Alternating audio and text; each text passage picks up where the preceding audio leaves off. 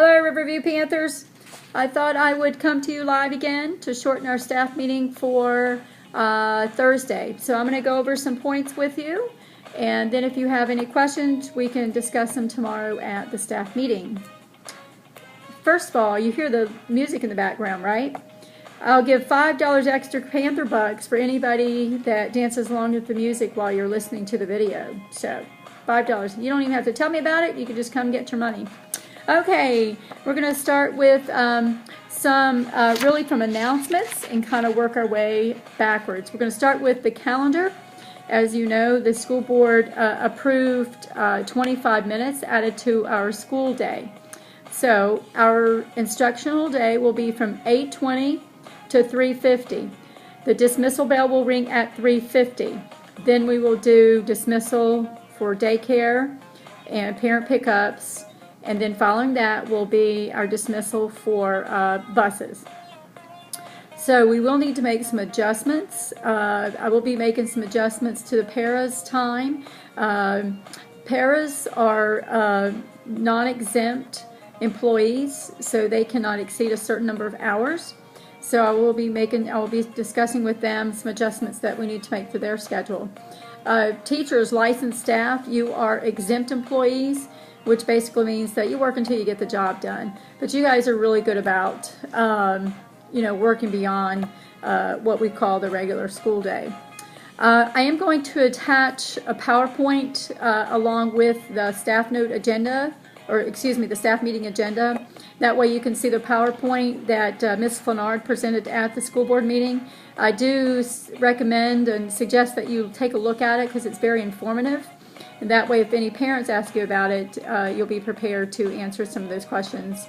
When we talk about looking at our school day, what are we going to do with those extra 25 minutes? I will be sending out this evening to all team leaders, including Encore and Special Ed and Special Services.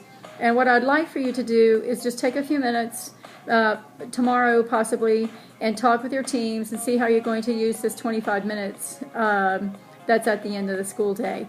I want to give you the flexibility to move things around if you need to instructionally. There are three things actually that we cannot move around, and that's recess, not recess, the lunch time, IE time, and encore time.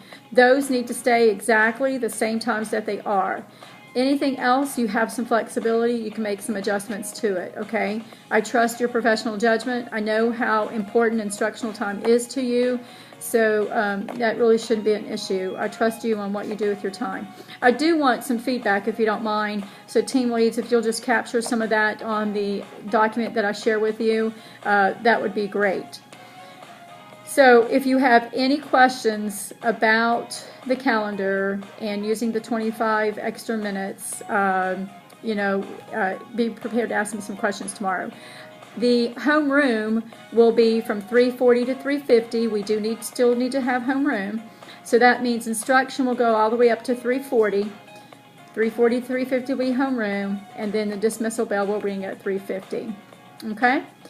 And the reason that the school board elected to do this is we've missed 14 days due to inclement weather and 9 delayed openings. So that's a lot of instructional time. And I know I don't have to tell you guys that because you know where you are with your lesson plans and how many times you've had to make adjustments. Okay, so anything about the calendar, the calendar itself will stay the same. The 9 weeks will not be extended. Parent conference will stay the same night. The half days we still have, so everything else is still the same. Okay. Next, I have TGIM. Just a couple announcements on that.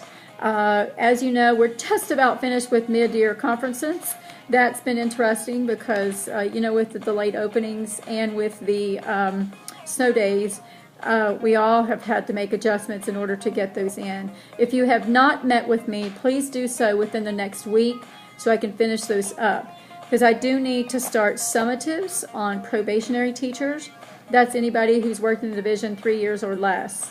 And then summatives for tenured staff will begin in May, along with all classified staff. I will do your summatives in May as well. Okay. Next I have, just really quickly, I want to go over with you a couple things that we talked about at our principals meeting. We did go over at the K-12 principals meeting, so all principals saw this, and it was really important for us to share this information K through 12 because it's important for us as elementary to know where the kids are going to and the expectations and what they need in middle school. And then middle school principals, it's really helpful for them to know what data and stuff that we have in order to help guide them. The two things that we looked at the principals meeting today were Read 180, and that was some really interesting data that I would like to share with you probably during one of our collaborative meetings on Tuesday. And then another thing that we saw was the Scholastic Math Inventory. And kudos to Riverview. When you look at the quantile gains by school, we are showing some gains.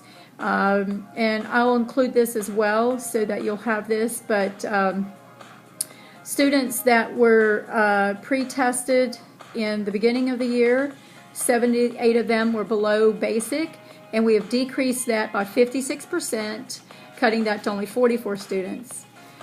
Out of 39 students who were scored basic in the beginning of the year, we reduced that by 74%, and now only 29 of those are still at the basic. Proficient, we had 65 students, and we have decreased that, now listen to this, by 147%. So now we have 96 students that are now proficient. So that number got larger, which is a good thing. It's what we want. And the biggest increase so far are the students that have gone to advanced, and we went from 6 students in the fall to when we tested in February, we have 19 students. So that's 316% increase with the Scholastic Math.